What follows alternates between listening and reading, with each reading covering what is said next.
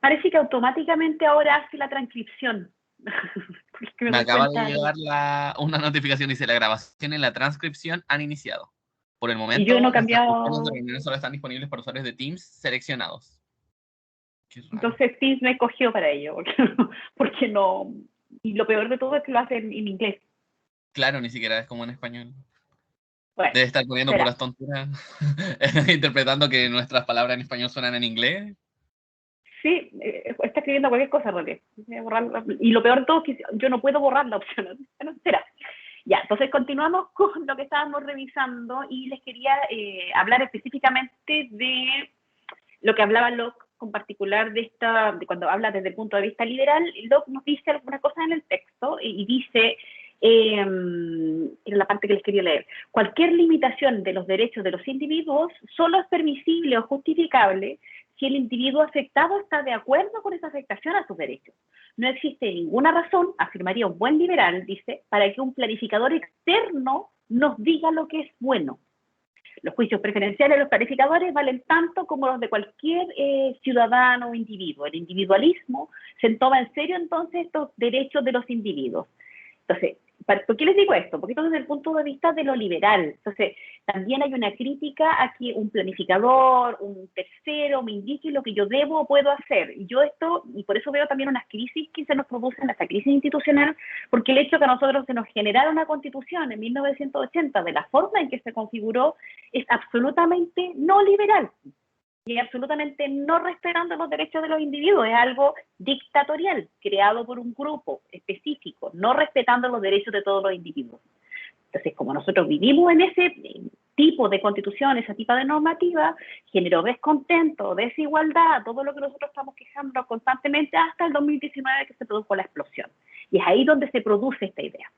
Es importante también lo que dice Locke para poder entender, porque se deriva de la teoría económica, lo que se habla dentro del Parlamento del derecho a veto que tiene una minoría con los quórum calificados, que probablemente también lo han visto, lo han discutido, lo escucharon en virtud de lo que estamos revisando ahora en el proceso constituyente, pero también tiene que ver, si ustedes han visto los debates o las votaciones en el proceso constituyente, porque también es muy liberal el hecho de que no se puedan afectar mis derechos sin yo tener derecho a veto, sin yo tener derecho a pronunciarme sobre ello, en cuanto a toda esta teoría de los derechos de la naturaleza, en cómo por el interés de una mayoría o por el interés de una masa más grande que mi interés individual. Eso es muy liberal. Y si ustedes vieron los debates o votaciones en el proceso constituyente, cuando estaban votando el reglamento, es precisamente la derecha, que era la que tenía este derecho a veto, derivado de la Constitución de 1980, se le chocaba mucho el hecho de que la gran mayoría del proceso constituyente de quienes votaban, por ejemplo, a favor de algo que ellos estaban en contra. Por dar un ejemplo concreto sobre cómo se iba a tratar la consulta indígena en el reglamento del proceso constituyente, que fue un tema en particular que se discutió y que la derecha no estaba a favor de la forma en que se estaba planteando. Entonces, para que vean y cómo ellos se toman, incluso argumentaron en redes, en Twitter, verán como mencionaba hace un rato que veía el proceso constituyente a través de Twitter, hubo algunos constituyentes de derecha que hablaron que se estaba afectando su libertad y en la realidad ellos sí pudieron votar, pero claro, no tenían este derecho a veto. Y este derecho a veto se da por esta concepción liberal de que si alguien va a afectar mis derechos, si alguien va a transgredir de alguna manera o limitar mis derechos o el ejercicio que yo haga de estos, tiene que hacerlo con mi consentimiento. Por eso es que le choca tanto esta noción del pueblo, de la gran mayoría, los intereses colectivos, porque esa idea, desde un punto de vista liberal, no hay ninguna razón por la que el interés colectivo, el interés de toda la sociedad, pueda primar sobre los intereses de cada individuo especialmente considerado. Yo que no tengo ninguna justificación sobre si yo estoy de acuerdo con ello o no, no estoy tan de acuerdo, pero se los indico para que conozcan también el argumento, porque conociendo uno el argumento igual puede rebatirlo cuando este se produce. Entonces, para que entiendan esta idea de este derecho del individualismo y por qué dentro de nuestras constituciones o dentro de nuestros marcos legislativos, nosotros permitimos estas especies de derecho a veto. Tiene que tener absolutamente con que nos encontramos en un sistema liberal. ¿Por qué? Porque existe este miedo de que no escuchemos la voz de los que son minorías. Este miedo de los que son minoría pierdan el ejercicio o se limiten excesivamente sus derechos sin escuchar su opinión, ¿no? Y su opinión, no solamente escuchar su opinión, sino que eventualmente tengan el derecho a vetar. Y esta idea del derecho a veto, los quórum calificados que nosotros tenemos en nuestra legislación, más adelante vamos a ver, es una manifestación de Pareto también, de este óptimo de Pareto. En esta forma en que nosotros distribuimos, como nosotros pensamos, la creación de la norma, también se habla de este derecho a veto cuando hablamos de un beneficio óptimo o un equilibrio paretiano dentro de lo que nosotros revisamos. Este texto también lo habla más adelante y lo vamos a revisar un poquito con más detalle, para que vayamos viendo también de dónde viene este derecho a veto, que ya existe en nuestra Constitución, y no solo existe en nuestra Constitución, existe en otras constituciones, y que se derivan de esta idea o este miedo a que un colectivo, un gran número, imponga sus derechos por el resto, ¿no? Como el resto que pensamos que sería minoría o piensa que es minoría en este grupo. Ya, y en esta idea sigue pensando en la teoría económica y dice la teoría económica no solo entonces asume esta idea del individualismo, sino que además supone que la persona es un ser racional y egoísta de tal modo que el propio individuo es quien tiene la información. Esa es la razón por la cual se habla de esta idea individualista, porque dice que nosotros como individuos, tenemos toda la información sobre nuestros gustos, sobre nuestras preferencias, sobre lo que queremos para nuestra vida, y por tanto no podría venir un planificador central o un tercero a saber aquello que es bueno o aquello que yo quiero para mi vida. Por tanto, prima mi interés individual por lo que cualquier planificador pudiera pensar. Y en esto cita específicamente a un pensador liberal que es Hayek, que me dice que los individuos tienen información que ningún planificador social podría llegar a tener. Por tanto, entendiendo esta idea, entonces nadie desde el centro podría pensar aquello que es mejor para mí, sino que yo como individuo, como persona, puedo ejercer mis derechos y hacerlos valer conociendo mis intereses, conociendo aquello que yo quiero para mi vida. Además, si el individuo se equivoca, porque se habla incluso de este parámetro de que nosotros actuamos individualmente, pero también se habla de la idea de que actuamos individualmente, actuando siempre, o que todas nuestras decisiones son racionales.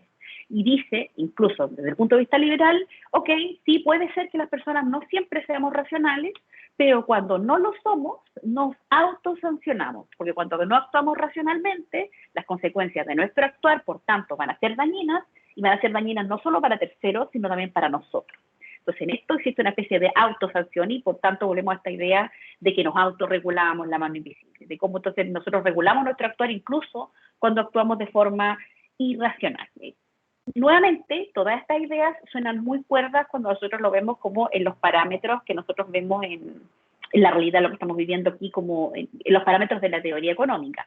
Cuando lo llevamos a la realidad, cuesta un poquito más entender esta idea de la racionalidad o los efectos que tiene la racionalidad.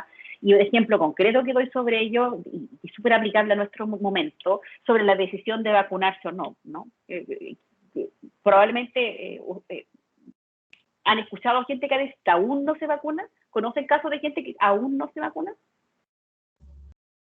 Sí, o sea, no cerca de mí, pero a otras personas que sí conozco. Yo conozco también, conozco. Sí, todos, yo creo que muchos quizás conocemos algunos, escuchamos de algunos, hemos visto algún argumento por Facebook, por los diferentes, bueno, Meta ahora, un gran grupo de Facebook. Hemos visto que sí se discute aún, por muchos no conozco su argumento porque me parecen absolutamente irracionales, pero lo doy como un ejemplo de que no siempre actuamos racionalmente y que no siempre, porque incluso el Estado ha tratado de volverse regulador y de afectar la libertad de las personas con el pase que nosotros tenemos de moderno, y aún así, existiendo esa sanción, no deciden vacunarse. Entonces, nos encontramos a veces ante un ser humano absolutamente irracional y que no piensa ni siquiera en su interés individual, porque si uno piensa en el interés individual, no sé qué puede ser la razón para no vacunarse. Entonces, no, salvo esas teorías conspirativas que como que no crean en lo efectivo de la existencia de esta enfermedad. Entonces ahí uno ve cómo se va afectando esta idea de la racionalidad, de cómo nosotros actuamos siempre racionalmente. Podemos encontrar millones de ejemplos de que no siempre actuamos racionalmente y que no siempre, porque no sé si será suficiente sanción el hecho de no poder acudir a ciertos lugares por no contar con los pases de movilidad o por no poder salir de las regiones o eventualmente enfermarse y morir. Parece que tampoco todavía resulta suficiente efecto o enfermarse y afectar a terceros que quizá tengan su sistema comprometido y eventualmente fallezcan de COVID. Parece que eso tampoco es suficiente sanción. Y nuevamente vemos una afectación de esta idea de la mano invisible, y ahí cuando tenemos que volver a lo que nos decía Pareto, dentro de lo que revisábamos clases anteriores, es decir, incluso en esta norma, que es una norma deseable, que tenemos acceso a las vacunas, a diferencia de otros estados que no tienen vacunas, no tienen acceso, son estados pobres, más pobres que nosotros teniéndolas, la gente aún así decide no vacunarse, o sea, absolutamente irracional. Y si lo vemos desde el punto de vista del interés individual, una decisión estúpida, y si lo vemos desde el interés colectivo, absolutamente egoísta. Porque la única forma de nosotros superar una enfermedad, una pandemia como la que estamos viviendo actualmente, es que todos tomemos decisiones también pensando individualmente y también del interés colectivo, porque es la única forma de superarlo, ¿no? Pues ahí uno ve esta idea de la racionalidad, podemos encontrar millones de ejemplos que no, ¿no? Y luego el autor hace un análisis desde el punto de vista de las leyes de mercado y habla de, cuando hablamos de plena libertad, de libertad de mercado, libre mercado, se produce un choque, una relación inversa, lo llama el autor, entre lo que nosotros hablamos de los principios de la equidad y los principios de la eficiencia. Cuando nosotros hablamos de equidad, hablamos de un resultado que pueda resultar más justo, por ejemplo, cuando hablábamos del óptimo de Pareto, que ojalá todo tocara uno, ¿no? Y cuando hablamos de eficiencia, bueno, no todos tengamos una cosa, sino que entreguémoslos a aquel o a aquella de nosotras que tenga mayores competencias en la administración de los recursos de todos. Entonces ahí uno ve un ejemplo de eficiencia. Entonces dice que en general, para la doctrina de la teoría económica, pareciera que nos encontramos ante una relación inversa. Es decir, cuando nosotros buscamos sistemas más equitativos, donde hay mayor equidad, mayor justicia, se va perdiendo eficiencia del sistema. Y por otro lado, cuando nosotros creamos un sistema económico, político, etcétera, que sea eficiente, entonces, claro, se vuelve eficiente, pero va afectando seriamente la equidad entre los diversos miembros de la sociedad. Y cuando nosotros afectamos seriamente la equidad, la justicia de las diversas personas que componen este sistema, entonces nos encontramos ante los quiebres de sistema que nosotros estamos viendo ahora o detectándolo, ¿no? En eso uno puede coincidir o puede encontrar algunas discusiones. El autor en particular dice que él no cree que sea tan inversa esta relación entre equidad y eficiencia, y porque no quiere decir que toda la teoría económica esté a favor del principio de la eficiencia, ni que sea siempre deseable la solución más eficiente. Es decir, incluso desde el punto de vista de la teoría económica, no está tan alejada de buscar la equidad. Y por tanto, no siempre va a ser el único principio esperado el encontrarnos ante un resultado eficiente. Y así habla de que llega finalmente a la conclusión este autor que las relaciones entre justicia y eficiencia, si bien son muy complejas y se pueden plantear desde muchas perspectivas, dice de forma muy sencilla y muy sofisticada, pero una sociedad idealmente, una sociedad eficiente, sería una sociedad justa, perdón, es una sociedad eficiente. Es decir, él considera que cuando hablamos de equidad y cuando hablamos de eficiencia, serían conceptos que son necesarios para poder hablar de una sociedad. Porque una sociedad justa necesariamente va a ser una sociedad eficiente. Y para nosotros poder encontrarnos ante una sociedad eficiente, también tiene que tener estos parámetros de justicia. ¿Se entiende esta idea? Sí, profe. Porque si nosotros lo pensamos de otra manera, si nosotros solo pensamos en una sociedad eficiente, donde a nosotros no nos preocupe, se nos preocupe nuestro crecimiento económico, y nos preocupe los resultados que nosotros tenemos desde el punto de vista económico, pero no nos preocupa ni nos ocupamos del bienestar de las y los ciudadanos, entonces se produce el quiebre de sistema. Si se produce quiebre de sistema, eventualmente puede haber revolución. Si hay revolución, entonces se acaba el Estado, empieza otro gobierno, se pierde la base y por tanto aquel resultado que nosotros podíamos haber esperado como eficiente fracasa. Como nosotros lo que queremos es la continuidad del Estado como lo hemos configurado hasta ahora, entonces también nos tiene que ocupar el bienestar social. Y esto es como darle una vueltita más a cómo nosotros revisamos la configuración del Estado, cómo generando esta idea del contrato social, todo lo que nosotros hemos revisado hasta este punto, hemos conversado. En esta idea, el autor luego empieza a analizar lo que debieran ser los presupuestos para nosotros encontrarnos ante este mercado ideal, ¿no? Y tiene que ver con Adam Smith y con todos estos autores liberales que crearon o pensaron esta idea del libre mercado. Y me habla de estos principales presupuestos de esta teoría económica y me dice que las condiciones que debe reunir un mercado ideal, según la teoría económica, serían que la información acerca de los precios que poseen los sujetos que intervienen en el mercado es completa, que los derechos de propiedad, y es algo que hemos conversado bastante hoy día, se encuentran estables y bien establecidos, de manera que el mantenimiento y la garantía de este derecho no produzca costes adicionales, es decir, para que mi derecho de propiedad sea respetado y garantizado, yo no deba ejercer mayores costos para ello. Otro presupuesto es que el individuo es egoísta y racional, el individuo tiene claro siempre cuál es su interés y puede ordenar sus preferencias de forma transitiva, es decir, nosotros siempre actuamos desde nuestro propio interés, egoístamente, y somos quien mejor puede evaluar cuáles son los resultados que yo espero o aquello que yo quiero. No necesito la opinión o participación de un tercero, no necesito tampoco la opinión de una mayoría o de un colectivo, sino que yo desde mi yo interno sé lo que yo quiero. Los costes de transacción son cero, esa es otra parte de esta idea del mercado ideal, es decir, los costes que suponen el que nosotros nos pongamos de acuerdo, que nos reunamos, que tengamos sucesivas ofertas, sean cero, es decir, que nosotros no gastemos cada vez que nos sentemos a negociar, que no gastemos cuando se haga una oferta o una contraoferta. Esto también sería una idea de un mercado absolutamente ideal. Y este es uno de los puntos donde muchos de estos puntos se caen, pero uno de los puntos principales donde se cae es que el mercado ideal carece de externalidades. Es un modelo de competencia perfecta, el único lugar de interacción social es el mercado. Fuera del mercado no se produce ningún tipo de influencia entre los individuos que afecte la oferta, la demanda o los precios. Cuando nosotros hablamos de externalidades, porque no sé si nosotros lo hemos conversado en esta clase, pero cuando hablamos de externalidades son aquellos efectos o circunstancias que pueden llegar a afectar un determinado producto y lo pueden afectar de forma positiva o lo pueden afectar de forma negativa. Y son efectos, por eso hablamos de efectos, cuando hablamos de externalidades, que nosotros no esperamos que ocurran, es decir, no esperamos que tenga aquellos beneficios asociados, no esperamos que tengan aquellos perjuicios no esperados. Eso es una externalidad. Un ejemplo grave de una externalidad, de una falla de mercado importante, serían los casos de colusión. Es decir, en un mercado de competencia perfecta, un mercado ideal, yo no puedo tener la posibilidad que los diversos agentes que intervienen en el mercado puedan sentarse a conversar para, por ejemplo, concertar un determinado precio. Porque el precio en un mercado ideal se define por esta idea de la ley de la oferta y la demanda, lo que significa que los valores de un determinado producto, lo que yo produzco de una determinada línea, se van a jugar absolutamente en esta idea del juego de la oferta y la demanda y por tanto van a subir, bajar, decrecer, aumentar según lo que nosotros vamos necesitando como población y aquellos que ellos van ofertando.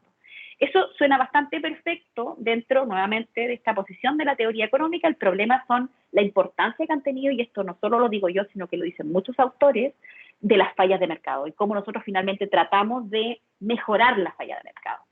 En lo que es Chile, nosotros hemos tratado de mejorar la falla de mercado viéndolo desde un punto de vista regulatorio, y es así como, y eso juega muy en contra de lo que plantean los liberales, de mejorar las competencias que tiene el Estado chileno para poder regular que no ocurran este tipo de actos ilícitos.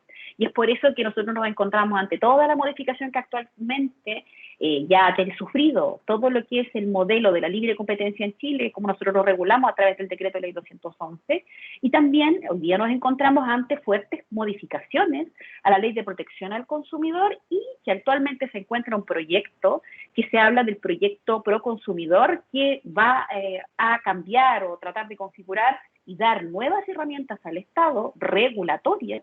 Específicamente, son muchas las modificaciones, pero una de las más importantes es cómo va a tratar el mercado financiero en nuestro mercado en particular, ¿no? Y porque yo les mencionaba, creo, en clases anteriores, que uno de los defectos que también tienen que ver con la crisis directa que nosotros tenemos actualmente de Estado, legitimidad de Estado, del contrato social, tiene que ver cómo operan y cómo han operado nuestros agentes económicos en un mercado como el chileno. Nosotros somos un Estado muy pequeñito, con poca población, donde quienes compiten son pocos competidores y a la vez estos competidores se ponen de acuerdo entre ellos, lo que significa y lo que resulta, en lo que mencionaba hace un rato Marcela, incluso en este último tiempo, un gran alza en el valor por ejemplo, de la canasta media de consumo que nosotros realizamos como chilenas y chilenos, existiendo bonos todavía de apoyo a las familias que se encuentran en situaciones más complejas, pero todavía no nos encontramos ante una verdadera alza del sueldo mínimo, ¿no? Y lo que ganan la mayoría de las y los chilenos.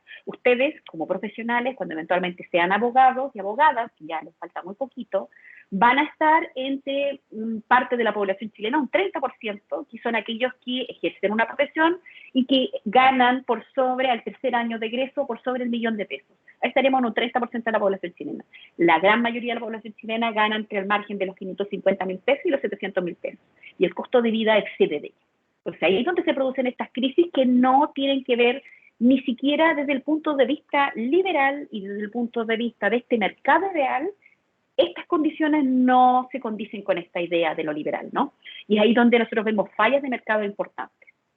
Las fallas de mercado, en mi parecer y de otros, nos llevan entonces a estos quiebres o deslegitimidad del Estado, ¿no? Por esta idea del contrato social, que es lo que se deriva de nuestra responsabilidad, y en eso también los insto siempre a participar políticamente, y esto ya es mi opinión, pero se los digo a ustedes también con respecto a participar de las elecciones, porque todo lo que nosotros conversamos, todo lo que se deriva, todo esto que estudia la teoría económica, lo que nosotros estamos estudiando acá en el análisis económico del derecho, tiene consecuencias directas y finalmente se produce y seguimos nosotros firmando este contrato social con el Estado del cual nosotros somos parte. Por tanto, nuestra obligación, nuestra responsabilidad es ejercer nuestro derecho, un derecho mínimo que sería el ir a votar, ¿no? Y escoger un determinado candidato o candidata que represente nuestros valores y nuestros intereses. Esa es nuestra, independiente de por quién votemos. Por eso se los insto y se los recuerdo, porque si no, finalmente están dejando el contrato social como en el aire, ¿no? Y lo olvidan, que también es parte de nuestra responsabilidad. Yo creo que muchos de ustedes sí votan, pero se los digo por si acaso, porque la gran mayoría de la gente no vota, ¿no? Y eso también tiene que ver con la delegitimidad del Estado. Y una última condición para nosotros encontrarnos ante este mercado ideal, que a todo esto la misma teoría económica nos dice, nunca vamos a alcanzar este mercado ideal. Nosotros lo que tenemos que buscar es de generar las condiciones para tratar de llegar a esta idea, pero es una idea, un ideal absolutamente inalcanzable. Esta última parte de este mercado ideal me dice, los individuos que participan en un mercado consideran los precios como un dato. No tienen el suficiente poder para alterar los precios como consecuencia de esas decisiones y se excluyen en particular, lo que me mencionaba hace un rato, creo que fue Marcela, las conductas monopolísticas. Estas son las diversas como partes de esta idea del mercado ideal cuando hablamos de estas condiciones, ¿no? Y nosotros fuimos haciendo algunas críticas con respecto a cada una de ellas. Estas son suficientes, me dice el autor, estas 7 condiciones para que se produzca un óptimo de Pareto. Los supuestos y las condiciones de la economía libre de mercado son tan restrictivos que una aplicación indiscriminada de su tesis es improcedente.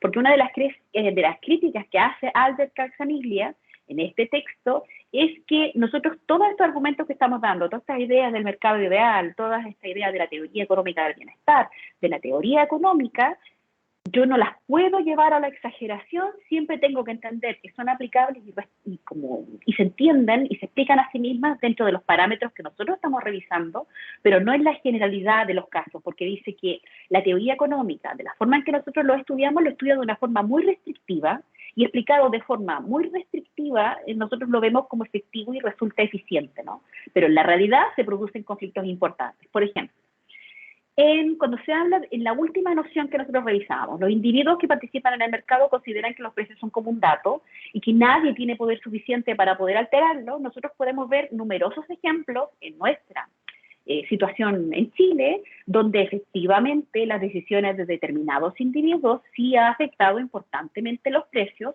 y el ejemplo concreto de ellos, todos los carteles económicos de colusión, y solo por dar algunos ejemplos, que han afectado directamente a la gran mayoría, a todos las y los chilenos, específicamente el caso más bullado, en cuanto generó una serie de modificaciones al decreto ley 211, con el caso de Colusión Farmacias, que tuvo una consecuencia directa en la afectación de precios y con aumentos de precios hasta de 300% del valor, y en medicamentos sumamente importantes como por ejemplo los medicamentos de tratamiento del cáncer o las pastillas anticonceptivas, en la importancia de que todas las mujeres consumimos pastillas anticonceptivas quizá de forma mensual, ¿no? Entonces, y de forma anual. Entonces, los costos que esto tiene para la vida que nosotros tenemos. Entonces, ahí es donde se van dando estas fallas importantes al mercado, donde fracasa este modelo, ¿no? Si bien es un modelo al que nosotros aspiramos, cuesta llegar en la realidad. Y bueno, y se va confirmando un poquito lo que nosotros conversábamos hace un rato, que nos decía Adam Smith sobre que nosotros actuamos egoístamente y que actuamos egoístamente pensando solamente en nuestros intereses, incluso cuando lo vemos desde el punto de vista de quiénes son los agentes de mercado. Y es ahí cuando este autor empieza a hablar del concepto de la eficiencia y habla del concepto de la eficiencia social, que es un concepto clave, dice, para la teoría económica. Sin embargo, en la literatura se utiliza, dice, de diferentes concepciones esta idea de la eficiencia, y dice que él le va a dedicar específicamente hablando como un criterio paretiano de la eficiencia, porque dice que eso juega un criterio como fundamental dentro de lo que es el concepto de la eficiencia, y nosotros ya hemos revisado algo de lo que plantea Pareto. En esta idea, Wilfredo Pareto propuso un criterio que pretendía resolver algunos de los inconvenientes del utilitarismo, que es una etapa anterior al liberalismo, y que permite clasificar las decisiones sociales. El utilitarismo propuso la máxima de la mayor felicidad para el mayor número posible, para valorar la justicia de las instituciones. Eso era el utilitarismo. Las quiebras del utilitarismo es la falta de respeto por las minorías, y eso tiene que ver con este derecho a veto que yo les mencionaba hace un rato, y la justificación de atrocidades, incluso la esclavitud en el caso de que produjera la felicidad de la gran mayoría, ¿no? Sin pensar en los derechos de quienes estaban sufriendo la esclavitud. Y la dificultad de valorar y medir la intensidad de la felicidad condujo a algunos economistas a sostener lo que se ha denominado el criterio paretiano, donde nos encontramos ante un criterio individualista que exige la unanimidad para la elección de procedimientos de decisión social. La ética paretiana es una ética procesual en el sentido que diseña procedimientos para la unanimidad. ¿Se entiende esta idea? Sí, profe. Para dar un ejemplo, que quizá les podría, como para poder entender esta idea de la elección de procedimientos de decisión social. A ver, bueno, un ejemplo concreto de nuestra legislación serían los quórum calificados, es decir, para yo poder tomar decisiones tengo que contar con la gran mayoría de los votos, donde un porcentaje menor, estoy pensando en el Parlamento y no en la Convención Constitucional, una cantidad menor podría definir que un proyecto de ley no se defina por no contar, o finalmente este cuarto tener el derecho a veto, ¿no? Que es lo que nosotros revisamos, hemos visto, ustedes conocen en cuanto a quórum calificado.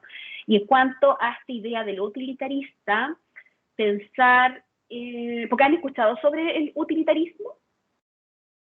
Sí, sí, profe. ¿Sí? ¿Y cómo lo entienden? Bien similar, o sea, al final el utilitarismo aboga por la satisfacción personal o la felicidad que entrega determinada De la gran actividad. mayoría que es importante lo que se llama la felicidad colectiva, es decir, de la gran mayoría, y eso puede significar el sacrificio de los intereses individuales de algunos individuos.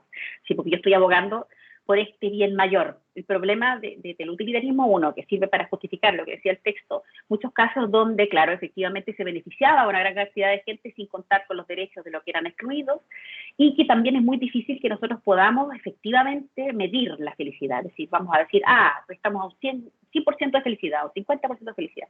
Es una de las críticas que se producen con respecto a esta idea.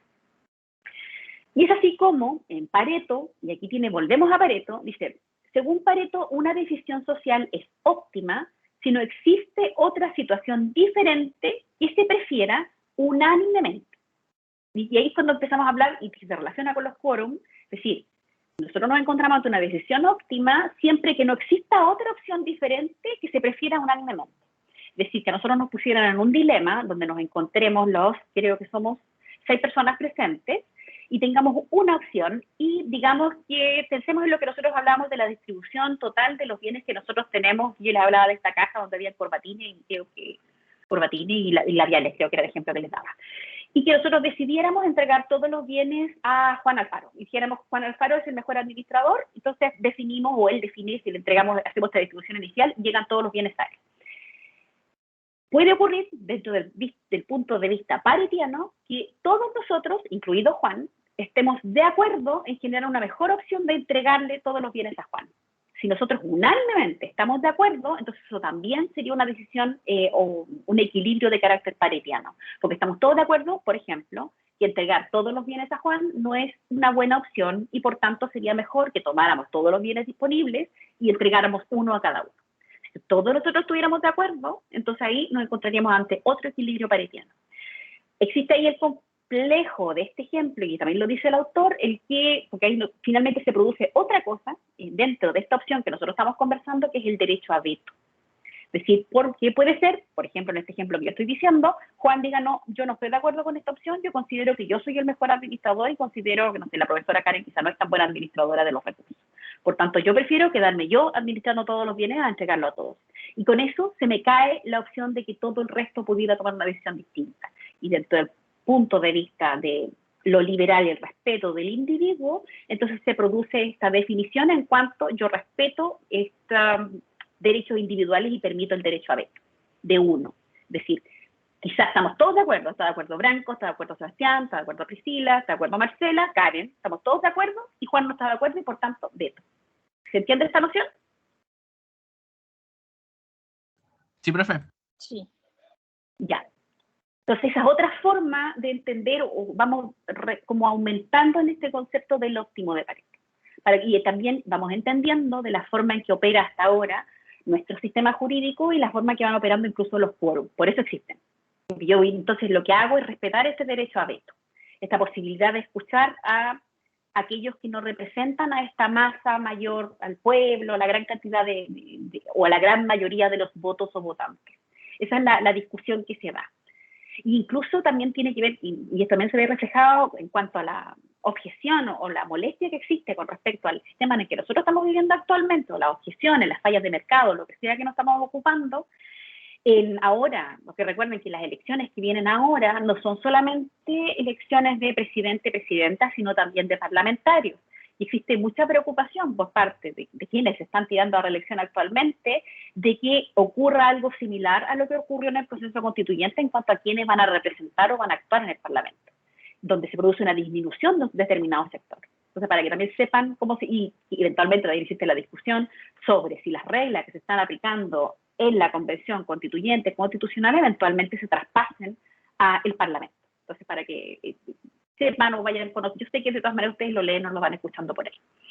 Y así va avanzando entonces esta idea de lo que va desarrollando el autor, y eventualmente el autor vuelve, trabajando sobre Pareto, a lo que proponía Adam Smith, y dice que en general la conjetura de Adam Smith ha sido demostrada por la moderna teoría económica del bienestar, pero es sumamente importante, que es algo que en todo momento hace el autor, el respetar los propios límites que establece la tesis que se pueden aplicar. Es decir, cuando nosotros apliquemos todo esto que nosotros estamos revisando ahora, lo que plantea Adam Smith, eventualmente llevando a Smith a la teoría del bienestar, es decir, al día de hoy, entendiendo siempre los límites que tiene la teoría económica y la teoría del bienestar. Y luego pasa a hablar de las doctrinas del libre mercado, y ahí me habla de que en estas doctrinas del libre mercado, nosotros ya vimos que se han utilizado el teorema de la teoría económica para defender la deseabilidad de un sistema de libre mercado. Sin embargo, y aquí cuando empieza la crítica a estas nociones de las doctrinas del libre mercado, me dice que de estas doctrinas se infieren precipitadamente la tesis que solo tienen que apoyarse en estos mercados ideales.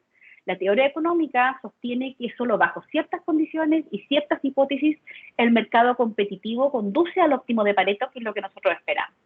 La primera de las críticas que se pueden ofrecer es que dice las economías actuales no satisfacen las hipótesis sugeridas por la teoría económica, y por tanto el teorema no puede aplicarse a cualquier situación social. Por tanto, toda aquella doctrina económica que busque apoyatura de la teoría económica sin respetar los propios límites de su discurso, usa y abusa la teoría para lograr objetivos políticos, dice el autor. Y da 4 ejemplos para ello. Y hoy día vamos a alcanzar a ver uno. Fuera de los límites de la hipótesis del óptimo de Pareto, de la teoría económica del bienestar. Y a donde finalmente estos 4 ejemplos que nosotros estamos revisando y que van contra finalmente lo que propone la teoría económica, no funciona, ¿no? Y la mano invisible no funciona. Y estos ejemplos que me dice, o donde se comprueba que la mano invisible no funciona, me habla del dilema del prisionero, los bienes públicos, las externalidades y la información asimétrica. Primer punto, el dilema del prisionero. ¿Lo conocen? ¿Lo han escuchado alguna vez, este dilema del prisionero?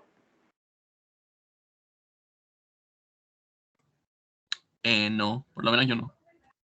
No se lo mencionaron como dentro quizás de las primeras clases de derecho económico, o más bien de derecho en general. Penal No, también al menos yo no lo recuerdo. Sí. ¿Sí? ¿Qué les han mencionado de este dilema del prisionero? O sea, es como un postulado donde hay dos sujetos que cometen un delito y están detenidos y el fiscal los separa en la prisión donde los haya detenido, porque hay como varias Sí. versiones. Y Sí. los tiene separados y les da la misma propuesta a los dos, que es que si delatan al otro, porque creo que el delito era homicidio, entonces la pena mayor eran 20 años. Entonces le dicen a los dos que si delatan al otro, queda libre, o si confiesan los dos, que cada uno tiene 5 años, o si guarda silencio, parece que es 1 año. Entonces, ese es el dilema, porque ninguno sabe en el fondo lo que va a hacer el otro, pero los dos tienen las mismas posibilidades. Las mismas posibilidades donde el bienestar, si pensaran, si se cumplieran los parámetros de la teoría económica, es decir, si yo, pensando en mi racional y egoísta interés, busco mi propio interés, eventualmente logro el bienestar social. Eso me dice la teoría económica. En el caso del dilema del prisionero, de la forma en que se da o se presenta el dilema del prisionero, no ocurre de esa forma. Entonces las personas actuando egoístamente, es decir, no pensando en el colectivo, si yo pienso solo en mi interés, buscando la menor condena, ambos reciben mayor condena. Les voy a mostrar, o sea, voy a ver si funciona.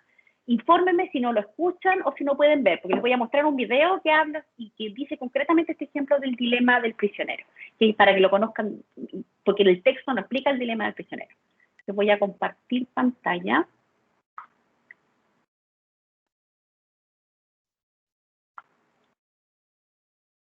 Y ahí están viendo toda mi pantalla, ¿verdad? Sí, profe.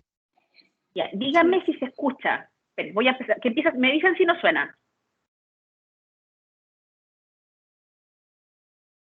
¿Escuchan? Yo no. No, profe, a ver, Tampoco. póngale play.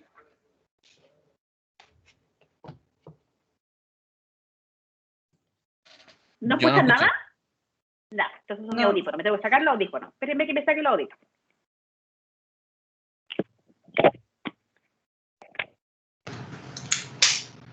¿Me escuchan ahora?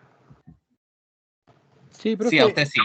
Ya, y veamos si se escucha. Díganme si se escucha el video. Mr. Blue and Miss Red have each been arrested for some minor crime. Sí, Ahí ahora sí. sí se escucha. Sí. ¿Se escucha? Ya. Entonces voy a abrir la pantalla para que lo vean totalmente. Mr. Blue and Miss Red have each been arrested for some minor crime. The police think they committed a more serious crime, but they don't have enough evidence to convict them. They need a confession. They take them. Mr. Blue and Miss Red have each been arrested for some minor crime. The police think they committed a more serious crime, but they don't have enough evidence to convict them. They need a confession. They take them and put them in separate rooms so they can't talk and play a little game. To try to force a confession, the police give them each a choice. Admit your partner committed the crime and you will go free. We'll pardon you for the minor crime, but your partner will have to spend 3 years in prison. If you stay silent and your partner lets us know that you were the one who really did it, then you're going to have to go away for 3 years. They know that the police don't have any evidence, and if they both stay silent, then they will only go to prison 1 year each for the minor crime. If they both betray each other, then they'll both go to prison for 2 years each. Okay, each partner can do one of two things: stay silent or betray. Staying silent would be cooperating, and betraying would be defecting. If they both stay silent, then they each spend a year in prison. If one betrays and the other stays silent, then the betrayer goes free and the silent spends 3 years in prison. If they both betray, then it's 2 years each. So what are they going to do? Well, they should cooperate. That's the best option for the group if we add the total number of years in prison. But let's take it from Red's perspective. If she thinks Blue is going to stay silent, then she should betray so she can go free. Going free is better than spending a year in prison. If she thinks he's going to betray her, then she should definitely betray. 2 years in jail is better than 3 and being made a fool of.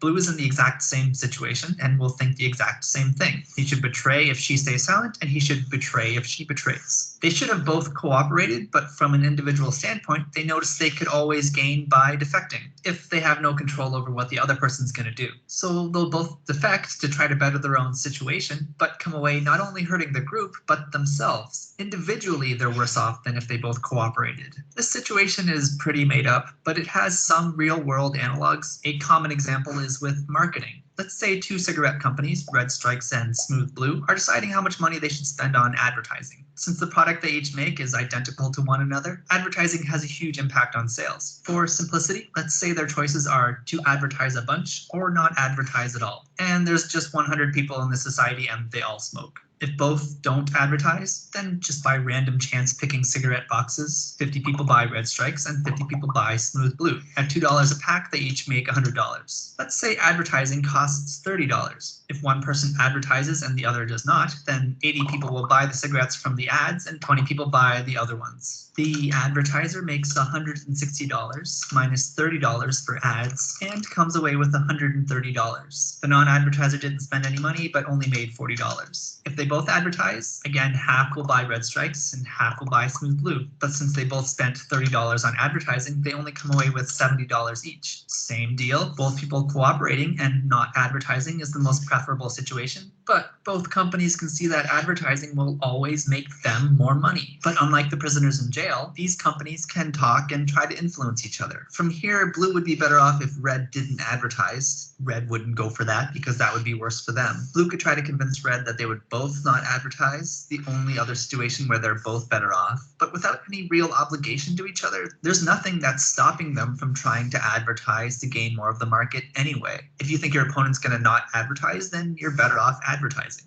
Although we're still making assumptions to make this situation work too. With this model, we're assuming they only play once. The game changes when the players have a chance to build a relationship and work together to get more gains over time, or punish each other by not cooperating. Also, to make the model work, we have to make up rules for the players. Assume they're basically computer programs with predictable actions.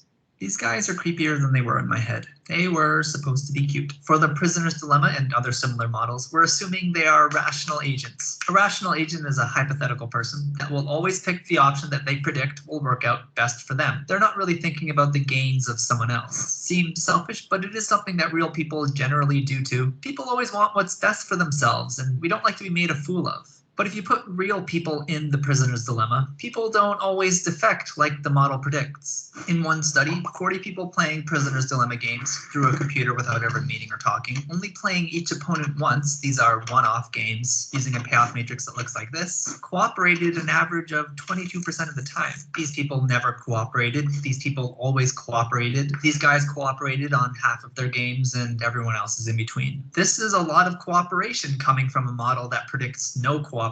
The largest group did act like rational agents, but most people try to cooperate at least once. It's because, well, there's more to real people. We are social creatures, and even in one-off scenarios with no guarantees or obligations and no chance to build a relationship, we're still thinking about how the group might decide. We're actually thinking from the perspective of the group and making an optimistic decision. Cooperating an average of 20% of the time might not seem very optimistic, but remember this is with absolutely no communication or obligations. Anyways, that's not really the point. Using rational agents is still useful. The model is just trying to point out the dilemma of certain situations where people are actually hurting themselves when counterintuitively they're only thinking about themselves. And that's why we're modeling using the cold robotic psychopaths.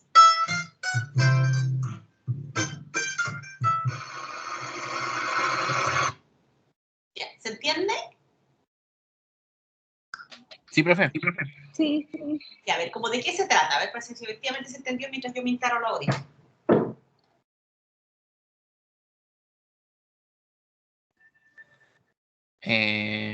Bueno, básicamente se reduce al dilema de en una situación de aprieto, en una situación complicada voy a seguir pensando solo en mí o también en el bienestar de otras personas.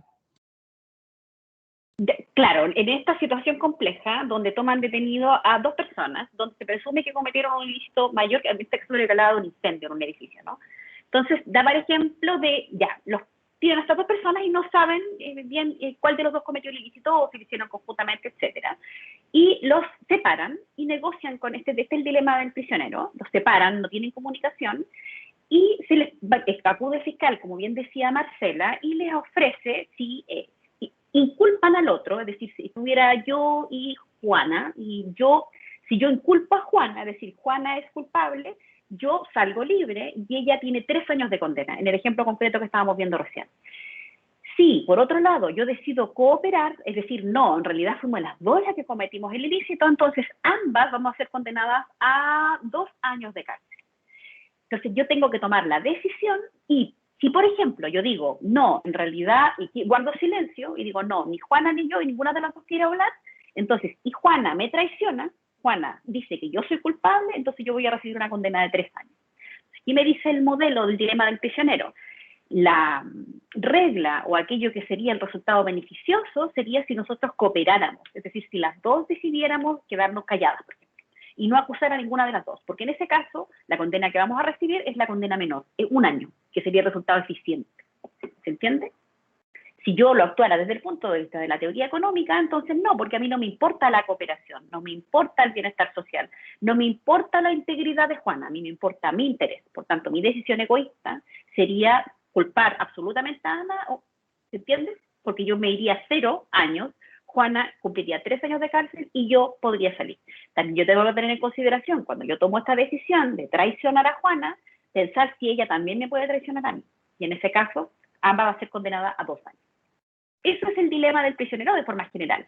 El video que yo les muestro además muestra unos estudios que se hacen porque uno tiende a pensar desde el punto de la vista de la teoría económica que las personas siempre optamos por la decisión egoísta, es decir, estas decisiones racionales que mencionaba el video y decisiones egoístas, pero hizo un estudio donde decía que mediante unas decisiones de computador donde iban cambiándola, por ejemplo, en la primera opción yo estaba con Franco, después estaba con Sebastián, yo sin saberlo, con Priscila, con Marcela, con Juan, iba variando, una gran cantidad de las personas que participaron decidió cooperar sin conocer al otro, es decir, sin haber tenido la posibilidad de negociar. El modelo aparte, y lo último que digo en esta clase de hoy, después toma este ejemplo del dilema del prisionero y lo lleva al tema de la publicidad, donde dice que decidir el publicitar un determinado producto que de forma general cuesta lo mismo y ofrece el mismo servicio, que en este caso era cigarrillos, el decidir presentar publicidad aumenta los costos de producción y si ambos decidieran no presentar ni publicitar de ninguna forma su producto, ambos ganarían lo mismo porque la gran regla de los grandes números, el 50% del mercado iría, por ejemplo, a Pepsi y el otro 50% del mercado iría a Coca-Cola, ¿no? Pero independiente de ello y como somos egoístas, las empresas deciden siempre teniendo la posibilidad que el otro publicitar. Me imagino que sí lo entendieron y entienden cómo esto finalmente refleja que fracasa el modelo de la teoría económica, es decir, el que nosotros tomemos decisiones racionales, que tomemos decisiones egoístas, no siempre va a llevarnos al bienestar social. Aún más se cae el modelo en los ejemplos concretos que da el video que yo les muestro, porque hicieron un experimento o un experimento social, por supuesto, donde las personas muchas veces decidieron cooperar más veces de las veces que decidieron traicionar al otro. Ya, ¿se entiende este primer ejemplo entonces? Sí, profe. Ya, entonces la próxima clase vamos a seguir estudiando los siguientes casos, los de los bienes públicos, las externalidades, y ojalá con algún otro video que les pueda mostrar. Así que nos vemos el próximo martes. Ya, profe. Nos vemos. Chao. Chau, chau. Un gusto conversar con Chao, ustedes. profe, gracias. Chao. Chao. Gracias a ustedes.